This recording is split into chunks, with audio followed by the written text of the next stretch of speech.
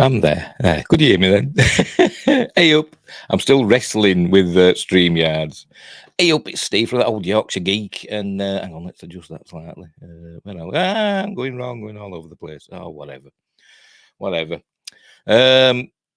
Steve from old Yorkshire geek, and we've got another live show, another news roundup. I thought I'd do one. I might do this every Saturday and Sunday, or I might not. I might get bored and not do it again.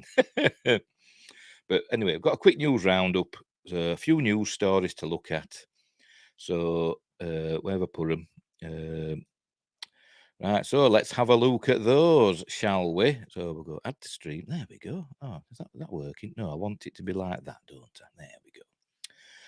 Right, so we're starting off. It's mostly Star Wars stuff, but we start off with a Star Trek one. By the way, I've not read these articles. I've just seen the headlines, so there could be some ranting going on. Strange New Worlds can show Scotty's biggest unseen Star Trek moment. Scotty solved... Oh, God, here we go. I'm going to get angry already. Scotty solved the transwarp beaming conundrum, but this amazing discovery happened off-screen. An appearance in Strange New Worlds could fix that. Doesn't need fixing, because that's a different timeline. That's the Kelvin timeline. Star Trek Strange New Worlds is now the best show to depict a historic Star Trek discovery made by USS Enterprise engineer Montgomery Scott. By the way, this is from Screen Rant. As usual, the links will be in the description. Not yet, but there will be after I go offline.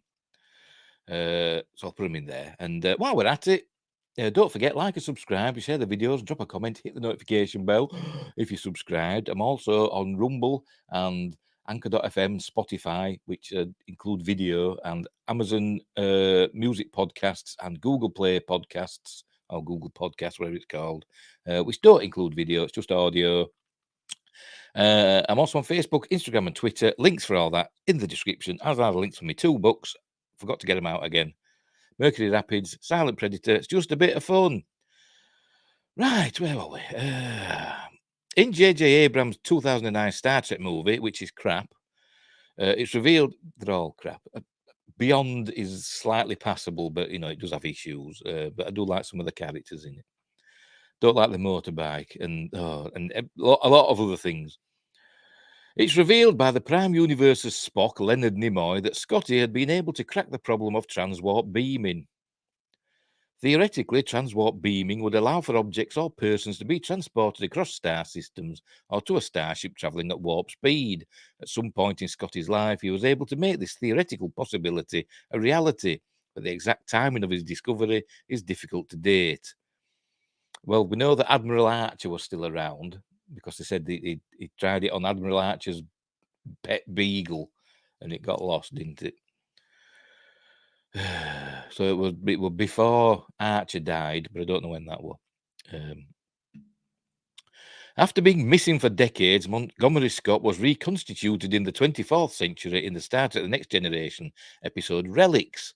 It's entirely possible, therefore, that Scotty proved the transwarp theory correct sometime after he left Picard's TNG Enterprise. What? What are they talking about? Given Doohan's brief guest appearance, an older Montgomery Scott would be harder to justify in a show that took place in the post-TNG timeline. I don't know what they're talking about. Therefore, it's a more appealing prospect to introduce a younger Scotty in Strange New Worlds who can make a big impression on Captain Christopher Pike, Anson Mount, by cracking transwarp beaming. Or maybe just don't bother, because that were in a different timeline, wasn't it? That were in the Kelvin timeline, and in reality, the Prime timeline, which is reality as we know, that didn't happen because Alex Kurtzman and Roberto Orsi don't know what they're doing, or didn't. They say Roberto Orsi was the Star Trek fan, but it doesn't show. I'll tell you that for nothing. The death of Lieutenant Hemmer, Bruce Horak, at the hands of the Gorn in Strange New Worlds Season 1 left a vacancy for a Chief of Engineering. The Season 1 finale teased the eventual arrival of Scotty when a familiar Scottish voice was heard aboard the Enterprise in the alternate timeline. But it wasn't, was it? It was, I think, with the engineer on the Farragut that we heard, I think. I could be wrong. Anyway, however, the engineer in Strange New World Season 2 won't be Scotty, but will instead be Pelia, or Pelia, I don't know how to pronounce it, Carol Kane. Given the success of Strange New Worlds, it's highly unlikely that it will end with Season 2, so there's still hope for Scotty to eventually be introduced. And there's in Star Trek 09 telling Spock, Prime Spock, Leonard Nimoy, about transwarp beaming and, how stupid it is. Perhaps, as in Star Trek 2009, oh, God, it does me head in. Because in Into Darkness, Khan, Benedict Cumberbund, uses it, doesn't it, to beam to the Klingon homeworld from Earth. So why did he even have a ship? I don't know. Well, I suppose he needed it to kill all the admirals, didn't he? I don't know. Hate it. Stupid. Perhaps, as in Star Trek 2009, Lieutenants James T. Kirk, Paul Wesley, and Spock, Ethan Peck, could bump into Scotty at some isolated Starfleet outpost. Why? Where they have to work together. No. Transport beaming could be the solution to their shared problem, and Scotty's solving of the theoretical conundrum could leave a lasting impression on Kirk and Spock when they take over. Hang on, make sure. Something else there. Sorry, I'm waffling. Blah blah blah blah blah. Scotty's theory have a lasting impression on Kirk and Spock when they take over the Enterprise from Pike and Number One, Rebecca Romaine. They might find themselves in need of a reliable engineering genius like Montgomery Scott.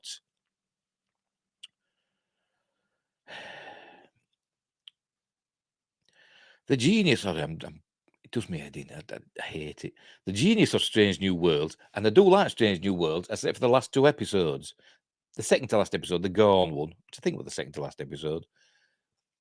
I didn't hate it, but I didn't like the Gorn in it. They just changed them. Although I've been told that they could use in Star Trek, not canon, but beta canon. It's been suggested that there are several different species of Gorn, but they always say that, don't they? They said that about the Klingons, didn't they? From Discovery, the Klingons we saw in Discovery were a different sort of Klingons to the ones we saw, everywhere else in Star Trek. Pfah. But that last episode of Strange New Worlds was bloody awful. With Kirk in it. Hated it. The genius of Strange New Worlds is that it expands on beloved Star Trek characters while staying true to their origins. The handling of Spock's friendship with Nurse Chapel, Jess Bush, has been a great example of how Strange New Worlds can expand on what viewers know already. That was well done. I enjoyed that. While gently bending canon for the benefit of the story.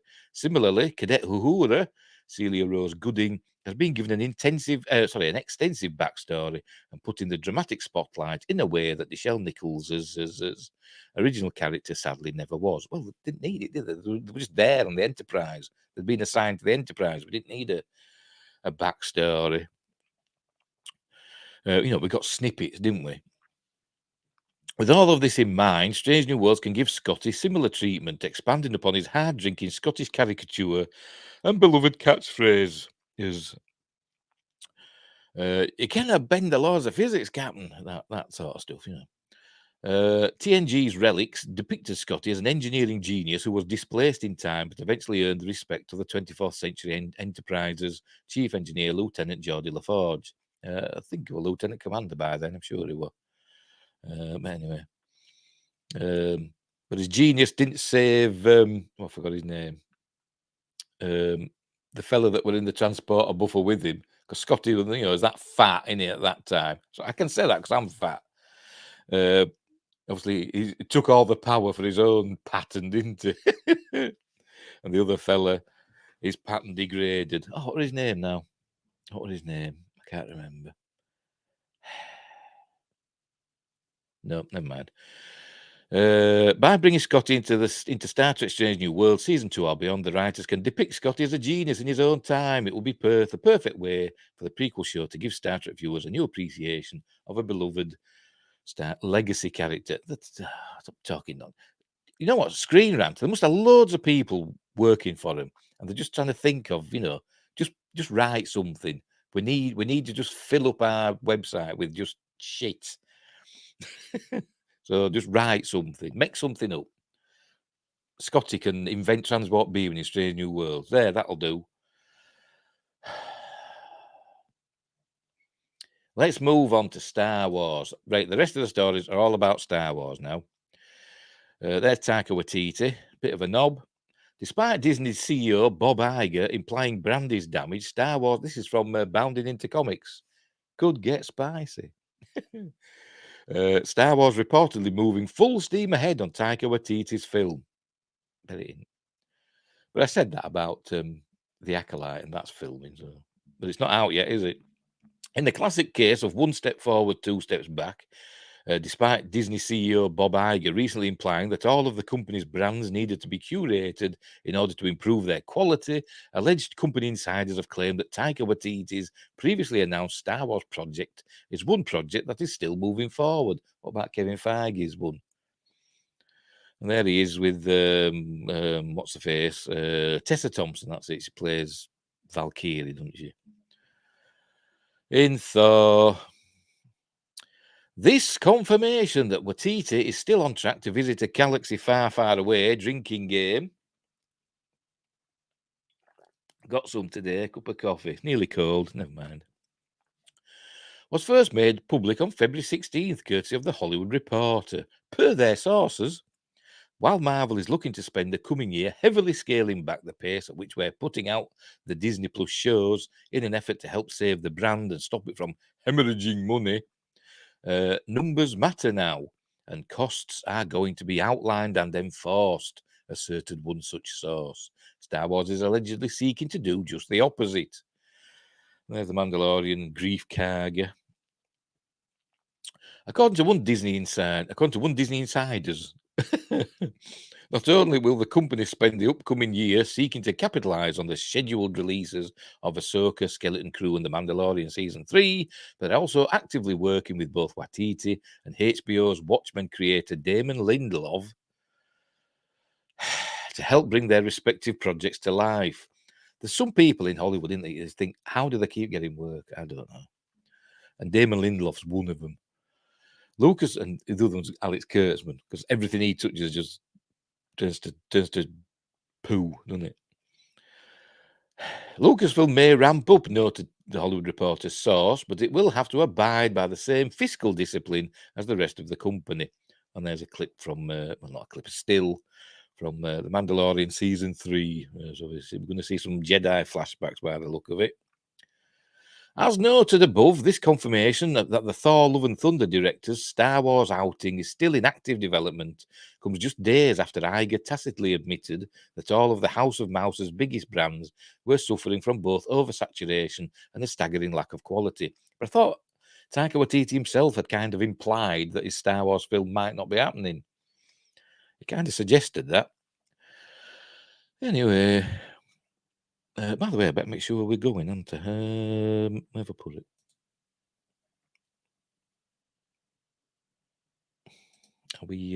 Are we broadcasting? Looks like it. Yeah, we are. Yeah, we are. Yeah, well, that's what I'm looking for.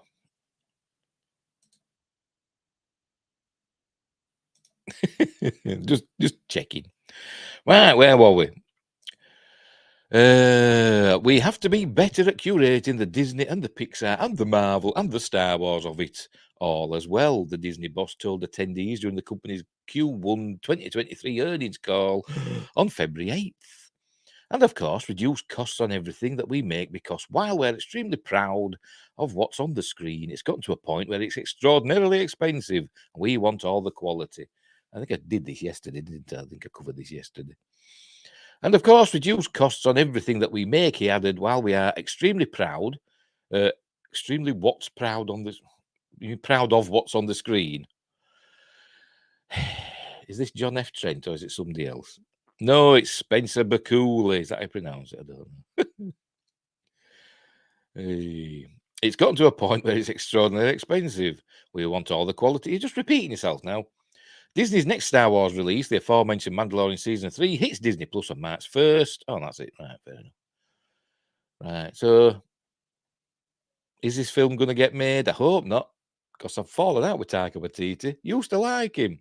but he kind of turned into a bit of an arsehole, didn't he? I mean, what's this film? What We Do in Shadows. Loved that. Love the TV series, although I don't think he's got much to do with that beyond the executive producing role. What else? Jojo Rabbit. That's quite good. Who's meowing? I can hear some meowing. Who's meowing? Is it my cat or is it a cat outside? I don't know. Anyway, I can hear some meowing. Where was it? Jojo Rabbit. I quite enjoyed that. But his Thor films, Thor Ragnarok were okay, a bit too jokey, but it did have dark moments in it. But I suppose same could be argued about Thor Love and Thunder, but I've not seen that. I started watching it, got through the bit with I forgot his name, Christian Bale. Got through that, the opening bit with that. But then as soon as Thor were on and the Guardians of the Galaxy, I thought, nope, turning it off. It put me off straight away. It was garbage. So I've kind of fallen out with him. He seems to have turned into a bit of an idiot. And then he did that thing with Tessa Thompson where they were taking the Mickey out of the CG from Thor Love and Thunder, saying it wasn't up to par.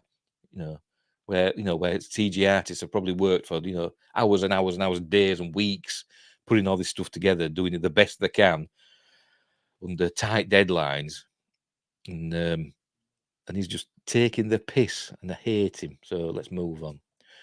Right, here we go. New Star Wars filming details hint at Naboo's return.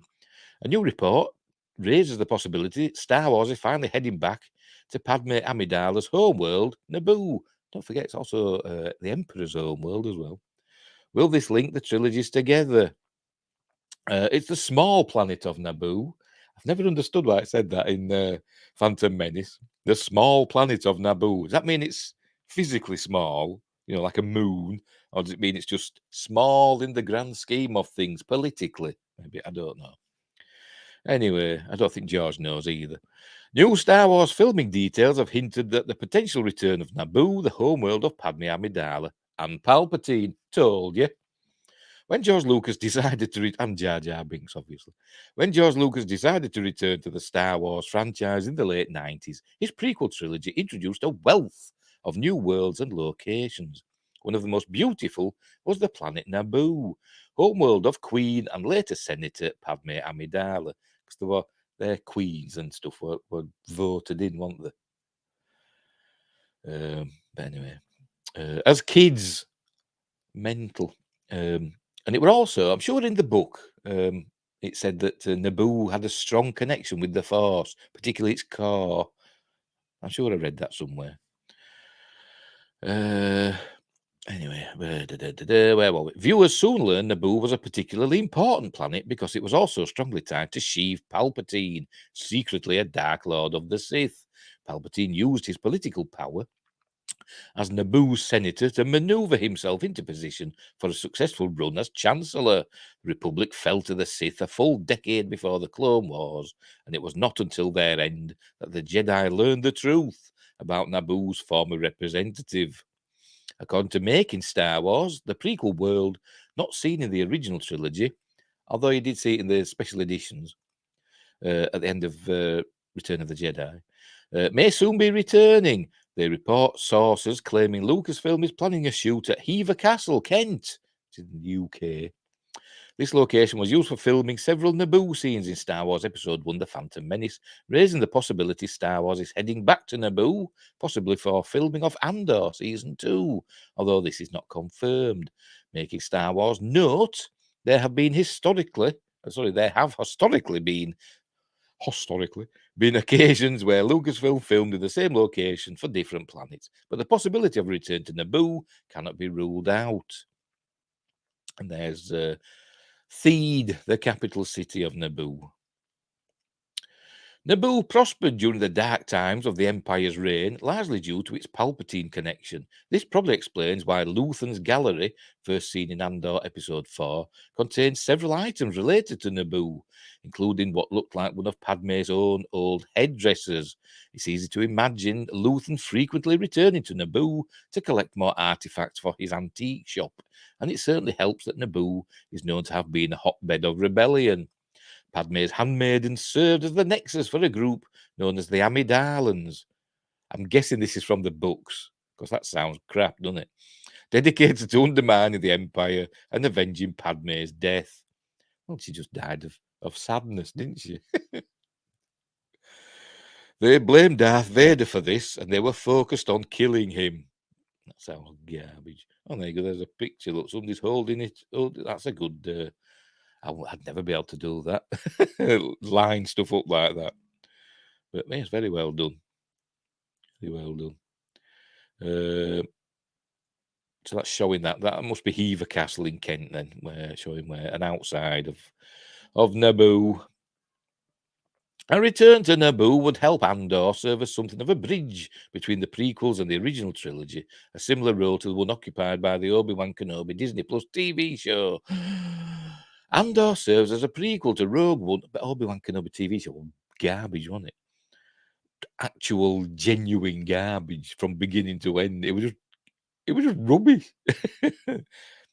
It had no redeeming features at all, as far as I could tell. Andor serves as a prequel to Rogue One, a Star Wars story, where its protagonist will give his life to recover the Death Star plans. Spoilers. This means the show already has strong ties to the original trilogy, and a link to the prequels would help strengthen the franchise as a whole. These reports are far from confirmed, of course, as Making Star Wars note, it's entirely possible Lucasfilm is simply using a familiar location to shoot an entirely new planet. Still, the existing Naboo connections in Andor have already drawn comment. There's been some speculation Luthen's assistant, Clea Markey, is actually one of the handmaidens. Only time will tell whether these theories are true. There you go. So that's interesting. Can't accuse Screen Rant of making that one up because they're just reporting what Making Star Wars is suggesting. Right, moving on. But it'd be interesting to see Naboo again. It'd be quite nice, actually. Like I say, I don't mind the prequels, although the Phantom Menace, I did heavily re-edit for my fan edit. You know, I do fan edits of me own, of myself, of films, and heavily re-edited Phantom Menace. And it's like about an hour and 25 minutes now. I took out lots of stuff, and it's a better film for it, in my opinion. Right, moving on. Here we go. Warwick Davis filmed a never-seen Star Wars mockumentary as Wicket, and there he is as Wicket in Return of the Jedi. When the original Star Wars trilogy was first released in the late 1970s and early 80s, fans were starving for more things to watch in this world with no streaming at the time. The only way to see your favourite film was to catch it in the theatre, or if you or someone you knew were lucky enough to own a VCR, you could rent or buy VHS tapes of the movie. I remember when Star Wars first came out on VHS. It was amazing. I was like, wow, Star Wars on that little tape thing. Now you could fit it on you could fit thousands of copies of Star Wars on a little bloody memory card. How far we've come. Although you still couldn't rent Star Wars until 1982 or purchase your own VHS until 1984. Yes, I remember when it came out in 1982. I think my sister was the only person I knew who had a VHS. They rented it from somewhere. I can't remember where they rented it from, but it was a Ferguson Video Star VHS player. It was massive, top loader with huge buttons on it. No, I'm lying. It didn't have huge buttons on it. They were the Baird ones, weren't they? That had the massive buttons on. But never mind. Watching Star Wars on television was also a rare occurrence. Created, one. They like on every Christmas. Well, it was here in the UK. By the way, this is from Slash Film. As I said, the links will be in the description. Creator George Lucas was against showing the movies on TV and owned the rights to the sequels. 20th Century Fox was only able to negotiate TV rights for Star Wars: A New Hope. They finally did so in 1984 when CBS aired the film for the first time as a special presentation hosted by Mark Hamill. Back then, in what now feels like a long time ago in a galaxy far, far away. Oh, it's a far, far away. I'm still having a drinking game.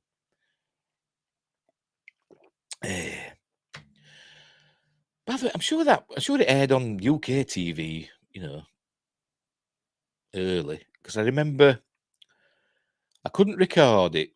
My sister had the VHS thing, but I couldn't because I didn't have any tapes. They were expensive back then. So I remember recording it. I think I had of my own. I had a 1 hour VHS tape. And I think I just recorded the last hour of Star Wars. But I couldn't play it obviously because I didn't have a VHS player. So I'm not going to my sister's every time I want to watch it. So what I did, I hooked the VHS player up to my brother. My brother lived with my sister at the time. Up to his stereo system with a lead, and he recorded the audio of the last hour of the last 45 minutes on the tape. On an audio cassette, so I could listen to the last hour of Star Wars in my room. Then were the days, the Death Star, the trench run and all that. It were cool, even just listening to it. It were my own radio version, even though that were out. But I don't think I'd heard it at that time. Anyway, back then, what now feels like a long time ago in a galaxy far, far away, whatever, the Star Wars universe only consisted of the original 3 films, a quickly forgotten and horrifying holiday special. It's ace! Holiday special's fantastic. Watch it. But it is horrifying. But it is, you've got to watch it. You've got to watch it. It's unbelievably bad in a good way. In 1978, and 2 low-budget made-for-TV Ewok adventure movies, Caravan of Courage and The Battle for Endor. They're both okay, they're not bad. Although the Ewoks can talk in it, and Warwick Davis is in both of those. For years, that was all rabid fans had to satiate their appetites, but as Yoda says to Obi-Wan in The Empire Strikes Back, there is another. And there were also the cartoons, weren't there? There were the droids cartoons and Ewoks cartoons as well. As it turns out, a promotional video featuring Warwick Davis, the actor who played Wicket in The Return of the Jedi, was shot during the making of the movie. The spot is a strange blend of mockumentary-style footage, Star Wars actors and characters, and clips from the film. However, it was never released. And now, like Luke's long-missing blue lightsaber, it has been found, but only bootleg versions are available. Warwick Davis was just 15 years old. I thought we were younger than that. I thought we were 13. Anyway, whatever. We were young. When he played Wicket the Ewok, he only played it because it was supposed to be Kenny Baker playing Wicket, but he got poorly. And Warwick stepped in. And the rest is history. One of the furry creatures inhabiting Endor in Return of the Jedi. In addition to the movie, the Lucasfilm production team shot a comedic mockumentary about Davis's audition process for the film. The 24-minute spot was titled Return of the Ewok. It begins with Davis looking for a job. He tries out as a weightlifting training partner and the goalie for the Chelsea Football Club, the Chelsea Football, before stumbling across a job posting for an actor.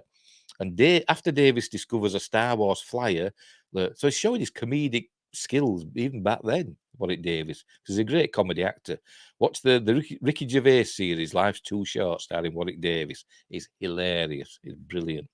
That's his best work he's ever done, Warwick Davis. By a long way. Anyway, after Davis discovers a Star Wars flyer, Luke Skywalker leaps out of his battle with Darth Vader during The Empire Strikes Back into the street, where Davis tells him, "Go back, you can do it." Davis sneaks into an agent's office and tries on Boba Fett's helmet before settling it on an Ewok outfit.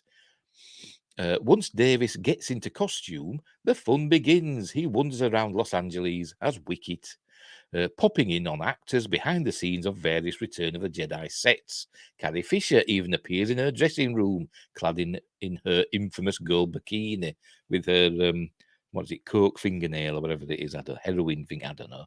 She's got a long fingernail, hasn't she? And they say it's for doing that. That's what I'm told. Rest in peace, Carrie.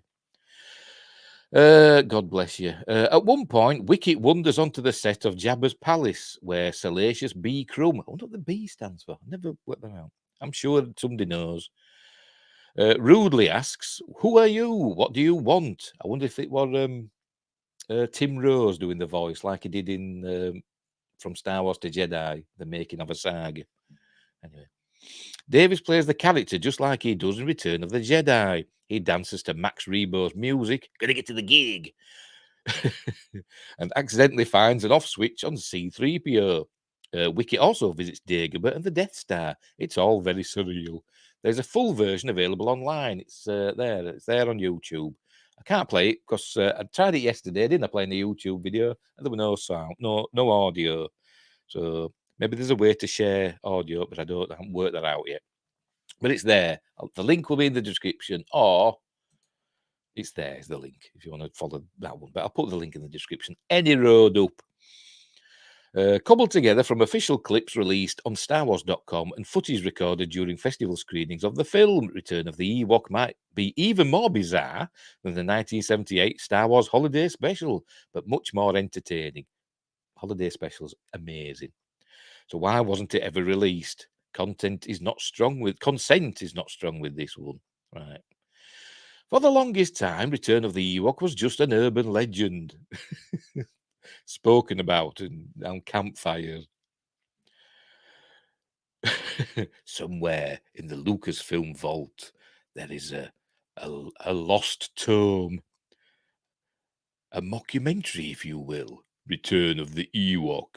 And even today, there is no fully produced version of the mockumentary. It sounds like the video was a passion project of Lucasfilm's second unit director, David Tomblin. Who's really famous. David Tomblin's really famous second unit director or assistant director. He did loads of stuff. He was a director on Space 1999, but he's done loads of films. I think he did David Lean films and Richard Attenborough films, stuff like that. He's particularly good at crowd scenes, apparently, shouting at people, shouting at the extras, apparently. But yeah, anyway, he's a legend, David Tomblin. According to a 2010 Gizmodo article, plans for Return of the Ewok were scrapped in post-production, and Warwick Davis retained the only VHS copy of the unfinished film. The actor later loaned the copy to Lucasfilm to digitize it, and it was screened at a few fan festivals. Eventually, the entire mockumentary was pieced together and posted online as a bootleg. Davis hinted that the video's non-release might have been an issue of consent. He recently told Up Rocks in a November 2022 interview, I mean, I think the challenge with Return of the Ewok is that so many people gave their time. There are these wonderful cameos in there. The crew gave time during lunch hours to make it, and nobody ever signed off on their involvement. But it really is one of those found in the attic kind of creations, isn't it? In its very raw form. There's unfinished sound, the print is very rough, but I think that's one of the charms of it, really. Oh, pardon me. Live. The film's charm was formally recognised at the official Star Wars Fan Film Awards in 2005, where Return of the Ewok and director David Tomblin received the Pioneer Award. Davis also featured stills from the film in his 2011 autobiography, Size Matters Not, The Extraordinary Life and Career of Warwick Davis. Sorry, you wouldn't think that in an autobiography that you're writing yourself, you'd put The Extraordinary Life. Anyway, but no matter how much we tried, no matter how much we try to will it to happen with the Force, Disney has no plans to resurrect the project. So there we go. So that's interesting. I'm going to watch that later. As I said, there it is on YouTube. No point me pressing play because there'll be no audio. I don't know why. I don't know how to share audio. Is it in settings? Don't know. Dunno. Anyway, but the link's in the description. Right, it's final story. It's final story for today. Another Star Wars one. This is from Giant Freaky Robot, so it's probably made up. Pedro Pascal reveals the bizarre reason why he loves a certain Star Wars movie. Pedro Pascal reveals his favourite Star Wars movie is Return of the Jedi because he loves Ewoks. Oh, is that it? Right, that's the end of the article. Bye. And there he is. Don't know what he's in there. Looks like he's in the Princess Bride or something, doesn't he?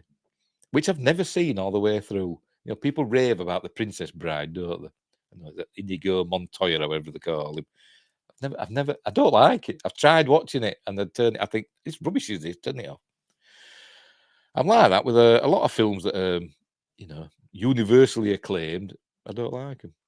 Maybe I'm just An idiot. Pedro Pascal is having a prolific run in 2023 already, turning heads with his performance in the HBO series The Last of Us. He just sounds like the Mandalorian to me. But I don't know what's his natural accent like. Because I know he's not American, is he? Is he from? I don't know where he's from. Is he from South America or somewhere, Central America? He's not. Anyway, but I've never heard him speaking. Not in a role. So I don't know what his accent's like. So is The Last of Us and The Mandalorian him doing an American accent? I don't know. Or it may be his natural accent. I don't know. But anyway, he may be turning heads for another reason. In a recent interview with Comic Book, Pascal mentioned, he didn't have an American accent in Game of Thrones, did he? But he were from Dawn then. So maybe that was his natural accent. Pascal mentioned the strange reason for his pick for his favourite Star Wars movie. As he stated, I would say it's because of the Ewoks. When asked about why Star Wars Return of the Jedi was his favourite in the franchise, Pascal has long been a Star Wars fan. There had to have been a re-release of the first one because I feel like I saw it in the movie theatre. I was traumatised by the trash compactor. Yeah, that's the first one. Pascal notes about watching it for the first time. I distinctly remember Star Wars, The Empire Strikes Back. Oh, I just said Empire Strikes Back. We know what you're talking about. I distinctly remember Empire Strikes Back. Obviously, Giant Freaking Robot, I've added that. And finally getting tickets to Return of the Jedi. See, you haven't put Star Wars Return of the Jedi there, have you? God, blimey. Which, if I was being honest, is my favourite one, and it's like we're not allowed to admit it. A lot of people don't like Return of the Jedi, but I do. And it's still got the best space. No, it hasn't. It used to have the best space battle, but Rogue One stole it, didn't it? The Battle of Scarif is now the best space battle. In terms of, look and stuff like that. But in terms of the amount of work that we'll probably put into it, I think the Return of the Jedi space battle is still, up there, isn't it? The Ewoks were a hotly contested addition to Star Wars Return of the Jedi, with many fans feeling like their cuddly appearance diminished the intensity of the action sequences in the film. They were supposed to be Wookiees, weren't they? That's how the original Star Wars film was supposed to end, wasn't it? With the planet of Wookiees, defeating the Empire. But they changed that. And then it were going to be Wookiees in Return of the Jedi. But they wanted to be primitive. But we found out that Chewbacca's, a sophisticated creature, isn't he? Who can, as George Lucas put it in from Star Wars to Jedi, we found he was, he flew spaceships and he ran around. How does that make him sophisticated? He ran around. But yeah, he could fix spaceships and fly spaceships. And he were intelligent, basically, wasn't it? So rather than make tall creatures with long fur, they made short creatures with short fur. Teddy bears, basically. Some of them you can even see the zip, can't you? The Ewoks were whatever. Yeah, done that bit. Oh, there's Cara Dune. Bless her. Get her back in. I don't think she'd go even if they begged her on hands and knees. I think she'd say sod off, and I won't blame her. On becoming part of the Star Wars universe, Pascal remarked, "It's crazy. It's so strange because it's something so imprinted on your childhood, and now you're a part of it. And it's a very surreal and big thing that I'm proud of."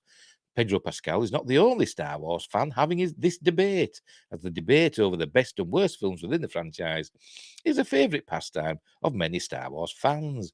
There has been a resurgence in praise for the 90s trilogy, the sequel trilogy. Is that what they're talking about? As nostalgia, 'cause it started in the 90s, didn't it? As nostalgia starts to creep in for millennial-aged viewers who remember growing up watching it, despite it at the time being lambasted by Star Wars purists who thought that it didn't hold up to the original trilogy. It didn't, and it still doesn't. But they're okay films, for the most part. The most recent trilogy received a similar amount of criticism, with fans of the second trilogy and the first both finding various faults. The Disney trilogy is just not very good, is it?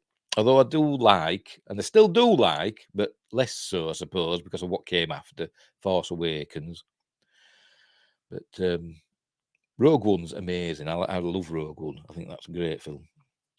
People say it's boring. I've no idea what they mean. How can you say it's boring? I don't know. There's something happening all the time in Rogue One. In reality, the continuation and expansion of the Star Wars universe and solos are all right. And the expansion of the Star Wars universe have meant more additions to the lore, many of them welcome surprises that have complicated the discussion. One of the most pleasant surprises has been the success of Pedro Pascal's own entry into the Star Wars universe, The Mandalorian, which is hardly in it. He essentially does voiceover work, doesn't he? And occasionally he's on set when they have to take the helmet off. Which introduced us to Din Djarin, the Mandalorian, and the fan favourite Grogu, Baby Yoda. Oh, there we go. Who fans were quick to dub Baby Yoda because we didn't know his name, so that's all we could call him, for his resemblance to the Jedi Master. The Pedro Pascal-led Disney Plus series has expanded its scope over the course of its 2 seasons, and the characters even weaved their way into the 2022 series, The Book of Boba Fett, with the best 2 episodes, which in many ways acted as a spin-off of the Mandalorian series. Season 3 of The Mandalorian arrives on March 1st, 2023. Not long to go now, is it? Pedro Pascal has been on a roll recently, with fans tuning in droves to watch him in the survival sci-fi drama The Last of Us, in which he stars. The series has been one of the first breakout hits of 2023 and is based on the PlayStation 3 video game of the same name. Yeah, originally came out for the PlayStation 3, but then it was remastered for the PlayStation 4, and now it's been remade for the PlayStation 5, hasn't it? But I've not played. I played it originally. I've got it for the PlayStation 3, and I played through it once, and that was enough for me, to be honest, because it was a bit stressful for me. A bit stressful. I like to relax with games. That's why I'm really enjoying Hogwarts Legacy. That is a game you can relax and play. Anyway, the first time that many fans encountered Pedro Pascal was when he portrayed Oberyn Martell in the 4th season of the hit HBO fantasy series Game of Thrones, where he got his head ripped in half, didn't he, by the mountain. What fans may not realise is that Pascal has been acting since 1996. He had a minor roles in television shows such as Buffy the Vampire Slayer, I don't know, The Good Wife, and Homeland.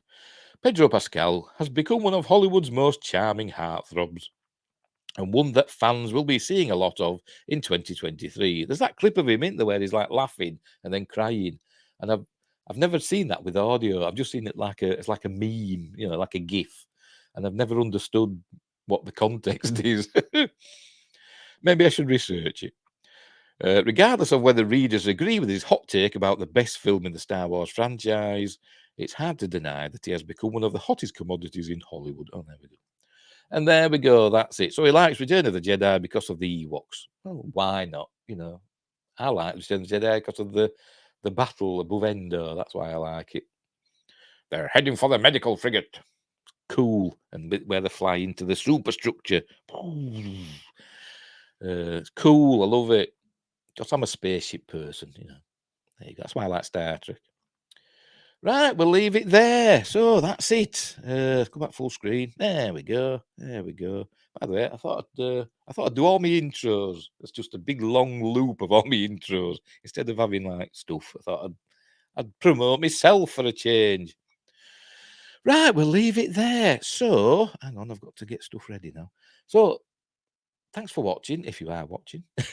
Wherever you are in the universe, look after each other. And until next time, I'll see thee.